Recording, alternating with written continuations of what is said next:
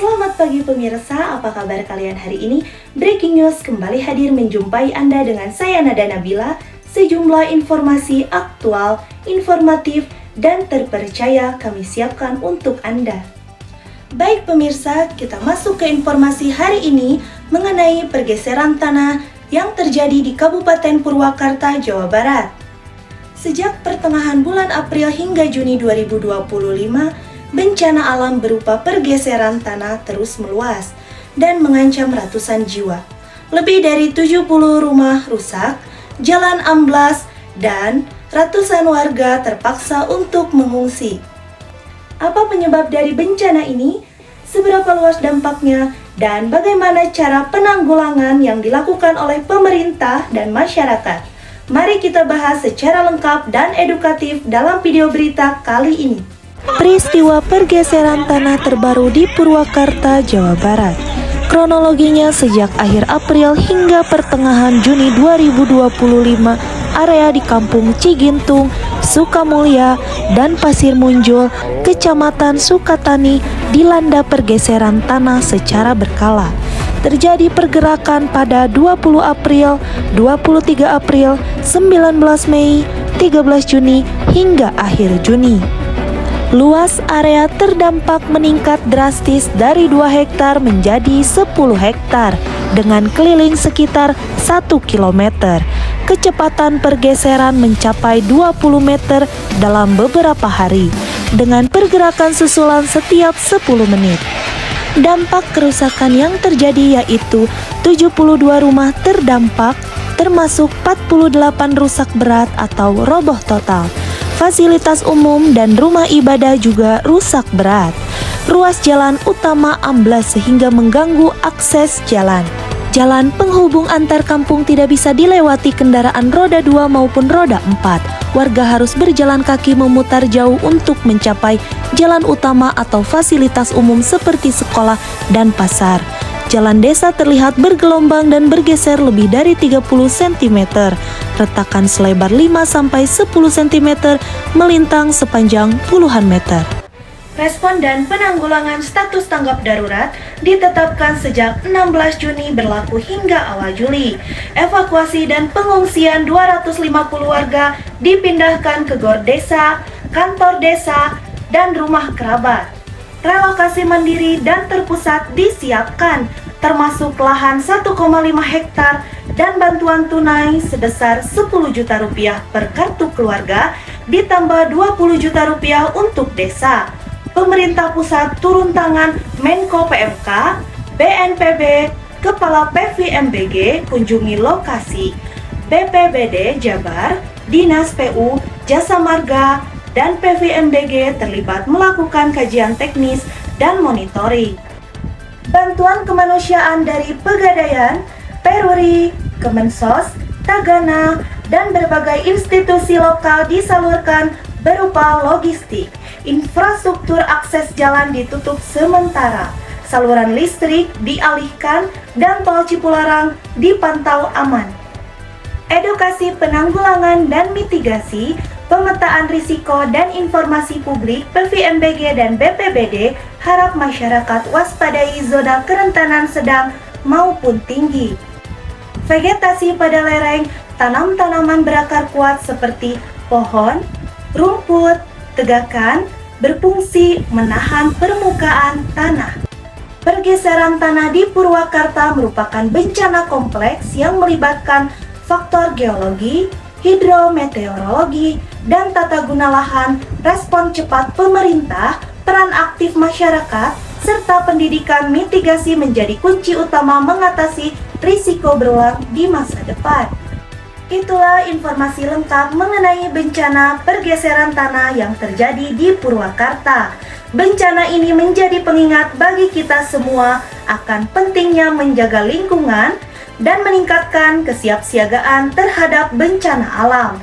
Mari kita doakan keselamatan saudara-saudara kita yang terdampak dan semoga proses pemulihan berjalan lancar.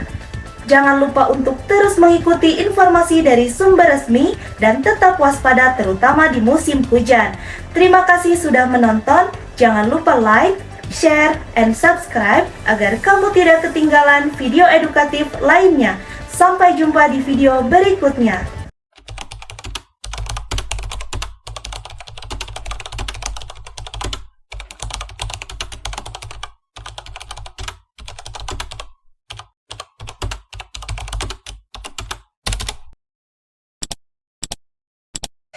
Halo, selamat siang pemirsa. Apa kabar kalian hari ini? Breaking News kembali hadir menjumpai Anda bersama saya Nada Nabila.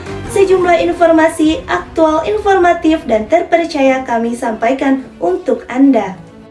Tahukah kamu di tengah hutan Kalimantan Barat, Indonesia menyimpan kekayaan yang sangat langka, yaitu uranium adalah bahan baku utama energi nuklir. Potensinya mencapai puluhan ribu ton, cukup untuk membangun pembangkit listrik tenaga nuklir yang bisa menerangi jutaan rumah. Namun, apa sebenarnya uranium itu? Seberapa besar manfaatnya? Dan apakah Indonesia siap mengelolanya? Mari kita telusuri bersama dalam video berita edukasi kali ini mengenai uranium Kalimantan Barat, harapan baru energi Indonesia. Kalimantan Barat adalah salah satu provinsi di Indonesia yang menyimpan pesona alam luar biasa, mulai dari hamparan hutan hujan tropis yang lebat dan hijau, aliran sungai Kapuas yang membentang sejauh lebih dari 1.100 km sebagai sungai terpanjang di Indonesia. Di balik keindahan itu, Kalimantan Barat juga menyimpan kekayaan alam yang sangat strategis dan berharga, yaitu cadangan uranium, sebuah bahan tambang langka yang menjadi sumber utama energi nuklir dunia.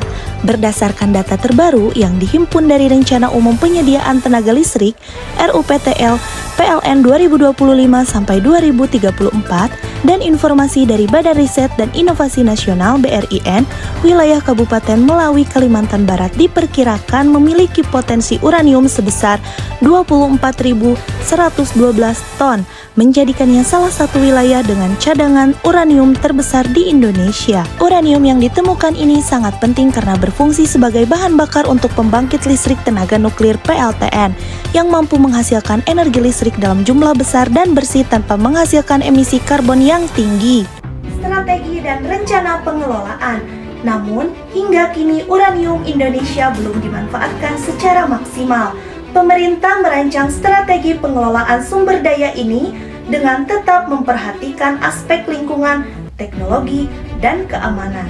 Beberapa pendekatan yang sedang dibahas antara lain penguatan regulasi dan riset energi nuklir, kerjasama dengan negara-negara sahabat untuk teknologi dan SDM, edukasi publik agar masyarakat memahami manfaat dan risiko energi nuklir. Kelebihan dan kekurangan uranium sebagai energi alternatif, yaitu kelebihannya energi sangat besar dari sedikit bahan, emisi karbon rendah, lebih ramah lingkungan dibanding batu bara, cocok sebagai cadangan energi masa depan Indonesia. Adapun kekurangannya yaitu risiko tinggi jika terjadi kebocoran atau kecelakaan, limbah radioaktif sulit dikelola, dan biaya pembangunan PLTN sangat besar. Pendapat dan edukasi, apa sikap kita? Sebagai warga negara, penting bagi kita untuk mendukung pemanfaatan kekayaan alam secara bijak. Uranium bisa menjadi harapan besar, namun harus dikelola dengan ilmu, teknologi, dan kehati-hatian tinggi. Kita perlu terus belajar dan mengawal prosesnya agar Indonesia bisa mandiri energi tanpa mengorbankan lingkungan dan keselamatan rakyat. Uranium di Kalimantan Barat adalah anugerah alam yang harus dijaga dan dimanfaatkan dengan penuh tanggung jawab. Mari kita dukung Indonesia untuk melangkah ke masa depan energi bersih dan berkelanjutan. Terima kasih telah menyaksikan video ini. Jangan lupa like, subscribe, and share untuk info edukatif lainnya.